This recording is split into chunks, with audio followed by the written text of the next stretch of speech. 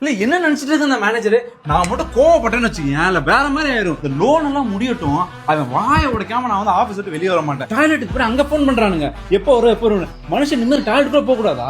என்ன நினைச்சிட்டு இருக்கானுங்க? பசிக்குதுடா எனக்கு, டீ காபி கூட குடிக்க விட மாட்டேங்கிறாங்கம்மா. ஒரு 5-6 hours ஆனா வரிசையா கால் பண்ணிட்டே இருக்கானுங்க. 6 மணிக்கெல்லாம் முடிஞ்சிருச்சுமா.